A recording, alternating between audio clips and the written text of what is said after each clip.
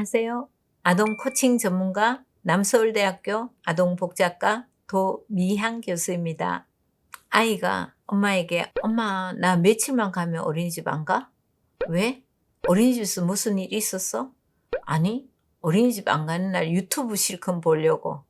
유튜브를 계속 보고 싶어서 어린이집 가지 않는 날을 손꼽아 기다리는 경우도 있습니다. 엄마의 휴대폰을 막 보면서 아이가 등원했는데 엄마가 뺏으려고 하니까 막 아이가 뒤로 뒤집어지면서 정말 울고 막 그런 사례도 있습니다. 제가 아는 한 교수님은 아이가 너무 이 유튜브를 재미있어 하는데요. 어느 날 그냥 얼마까지 그걸 보나 해서 가만히 냅뒀더니 3살도 안 된 아기가 그 유튜브를 새벽 3 시까지 보고 있더래요. 야, 정말 심각한 것 같습니다. 그래서 오늘은 유튜브에 빠진 아이들 그 원인과 또 유튜브를 어떻게 하면 덜 보게 할지 그 방법에 대해서 알아보겠습니다. 정말 언제부터인가 이 유튜브는 아이들의 세상을 지배하고 있습니다. 식당이나 또 우리가 공공장소에 가면 뭐 유모차에서 또 의자에 앉아서 스마트폰으로 휴대폰을 보고 있는 아이들 정말 많이 보시죠. 많은 어머님들도 지나치게 보여주는 거 안 된다는 거 다 알고 계실 거예요. 근데 그렇다고 해서 또 아이가 적당히 조절하기에는 쉽지는 않죠. 아이가 조절 안 하면 부모가 해 줘야 되는데 아이가 또 그런 상황들에서 막 계속 보려고 하고, 그리고 특히 요즘 우리가 코로나19로 집에 있는 시간이 진짜 길어지면서 엄마들이 너무 육아에 지치고 힘드시니까 어쩔 수 없이 또 아이들에게 이 유튜브 보여주면 얌전히 그 시간만큼은 가만히 있잖아요. 그래서 부모님들은 이 스마트폰 그리고 미디어의 노출이 좋지 않다는 거 다 알고 계시면서도 아이를 돌보는데 활용하기도 합니다. 그럼 먼저 원인을 분석해 봐야 될 것 같아요. 왜 아이들이 많이 보느냐? 첫째는 이 유튜브 영상은 우선 TV보다 접근성이 좋습니다. 이 유튜브는 스마트폰으로 보니까 어디에서든 다 볼 수 있잖아요. 형제, 자매 전부 다 그 이제 TV 보는 거 이거보다는 자기 손에 있는 이 스마트폰이 훨씬 편하기 때문에 하루 종일 유튜브를 볼 수 있다는 거죠. 두 번째는 이 유튜브는 선택의 폭이 굉장히 넓다는 사실입니다.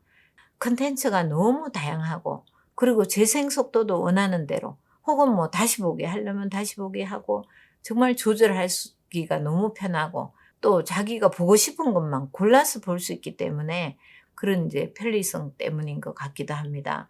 그리고 이 알고리즘이 비슷한 영상을 계속 올라오게 하잖아요. 그러니까 원하는 영상을 쉽게 볼 수 있다는 이제 그런 점이 있죠. 세 번째는 이 유튜브가 부모의 역할을 대신하기도 한다는 사실입니다. 우리 식당 가면 뭐 아이를 돌보는 아이가 유튜브잖아요. 부모의 양육 대리자 역할까지 하고 있는 사실이죠. 그래서 이 유튜브를 많이 이용하는 유아의 이용이 확산되고 있다고 합니다. 대부분 생후 12개월 내에 이 매체에 노출이 되고 있어요. 게다가 이 부모님이 가사일을 하기 위해서 아이가 혼자 있는 시간에는 전부 다 유튜브를 시청하기 때문에 유튜브는 이제 부모의 역할을 대신한다는 사실이죠. 그 인지 발달에 도움이 되는 것도 정말 많고, 그래서 활용할 수도 있는데 이게 과도하게 활용될 수 있다는 거. 그리고 이 제작 과정에서 유아들이 많이 봐야 되니까 그걸 즐겁게 만들기 위해서 굉장히 자극적인 것도 또 많고요. 아이들의 발달 단계에 맞지 않는 그런 것들도 많이 이제 만들어지고 있다는 것도 좀 문제긴 한데요. 그 이용자의 어떤 특성에 맞는 맞춤 제작 이런 것들도 있기 때문에 당연히 이 영상물에 대한 의존성도 커지고 있고, 그러다 보니까 어린 아이들은 부모와 안정적 애착을 형성해야 되는데 기계와 애착을 형성하고 있어요. 그래서 발달 과정에서 부정적 영향을 미칠 수도 있습니다. 그래서 부모는 아이들이 자신의 미디어 사용, 그러니까 아이들이 사용하는 이 미디어 사용을 제어할 수 있도록 정말 지속적으로 자꾸 이제 살펴봐야 되겠죠. 그리고 그 과정에서 스마트폰을 꺼야 할 때 이제 부모와 갈등을 겪게 되는데요.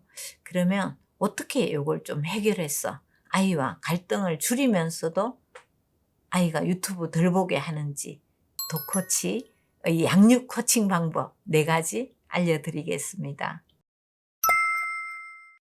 첫째, 일상생활에서 아이와 시간을 보내는 방법이 있어야 될 것 같습니다. 일상생활에서 특별한 방법이 없으면 아이는 그냥 스마트폰 보고 TV 보고 그게 이제 접근성이 쉽기 때문에 집에 있을 때 계속 그걸 이제 보는 거죠. 그때 부모님이 일상생활 할 때 아이와 산책하거나 또는 어린 아이들하고는 보드게임 뭐 이런 걸 할 수도 있고요. 그리고 책을 읽어주거나 또 신체를 활용한 활동 그런 것들을 아이에게 좀 맞게 이렇게 많이 프로그램을 만들어 가지고 하셔야 될 것 같아요. 그리고 주말에는 가급적 아이와 함께 바깥에 나가서 뭔가 체험 활동을 한다든지 그런 것들을 계속 좀 계획을 수립하셔서 만들어서 하시는 것이 필요하겠습니다. 두 번째는 부모와의 상호작용이 동시에 이루어져야 될 것 같습니다. 집에서 이 부모님들이 집안일 시간에 굉장히 많은 이제 시간을 쓰고 있잖아요. 그런데 따로 이렇게 좀 시간을 확보하셔가지고 아이에게 그 시간을 많이 좀 쓰시는 게 필요할 것 같아요. 근데 그러지 않으면 너무 이제 그 아이의 그 어떤 언어 발달 이런 거에 지금 이제 부정적인 영향을 미치는 거죠. 유튜브 보면서. 그래서 아이들이 언어 발달이 지연되고 감정 조절이 어려워지고 휴대폰에 집착하고 이렇게 되는 거죠. 그렇기 때문에 부모님이 아이에게 적절한 정서적 반응, 정서적 소통이 진짜 정말 필요합니다. 그리고 만약에 이 정서적 반응을 부모가 적절하게 보여주지 않는다면 아이들은 정서적 단절을 겪게 되죠. 그러면 애착 형성이 잘 안 돼요.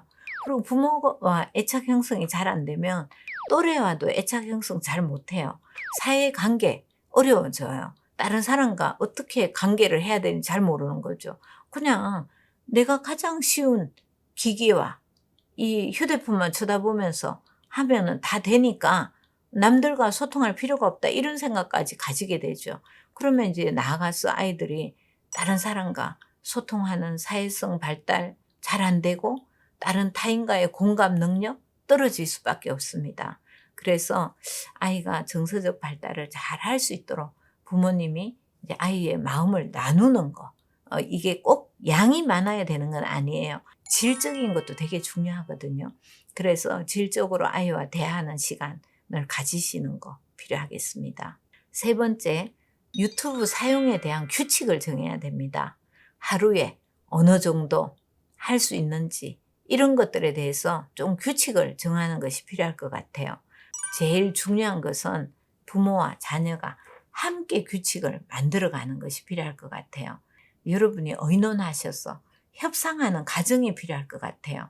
사실 이런 것들은 상당히 시간이 걸리고 또 인내가 필요할 수도 있습니다. 왜 아이가 말 안 듣고 고집부리니까. 그래도 여러분이 정말 아이하고 이렇게 하는 이 과정 자체가 아이가 자기 스스로 결정할 수 있는 이제 그 능력을 키워주는 거거든요. 그리고 주도적으로 자기가 이건 이만큼만 하고 안 해야 되겠다. 이런 것들을 궁극적으로 실천할 수 있도록 만들어주는 기회가 되는 거거든요. 자꾸 아이와 의논을 하시는 게 필요할 것 같아요. 저희 아들은 그 얼마 전에 저한테 이렇게 물건을 잠그는 그 금욕 상자라는 뭐 그런 걸 팔더라고요. 그 뭐 자기가 휴대폰 덜 하기 위해서 내가 그 상자에 잠궈놔야 되겠다. 그래서 제가 사줬어요. 그때 저희 아이가 무려 3주 동안 쓰지 않았어요. 자기 절제, 자기 통제 이런 게 굉장히 중요하니까 부모가 강제로 하는 게 아니고 협의를 해서 우리 어떻게 하면 좋을까? 그러면 하루에 우리 몇 시간 볼까?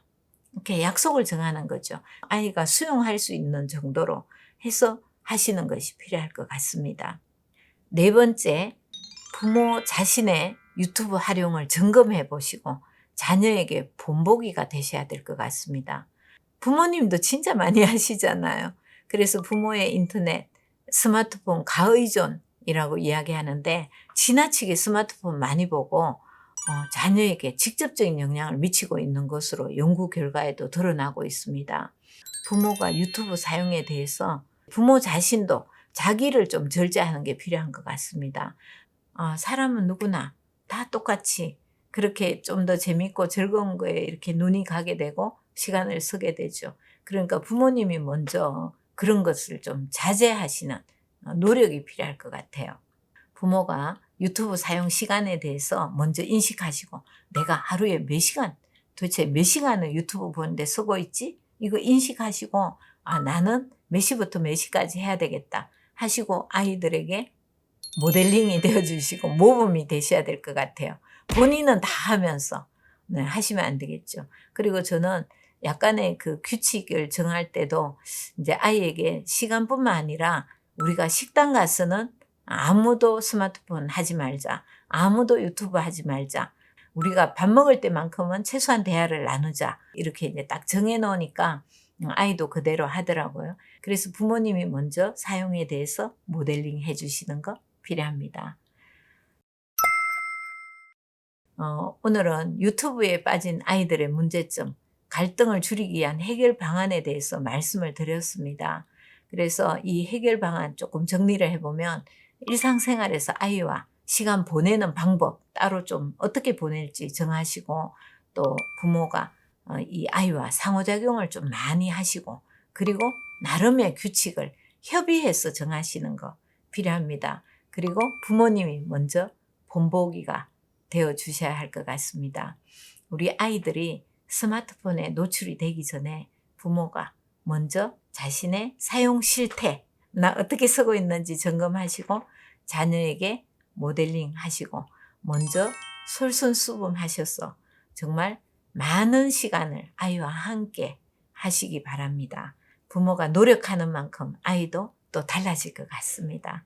이것으로 마치도록 하겠습니다. 감사합니다.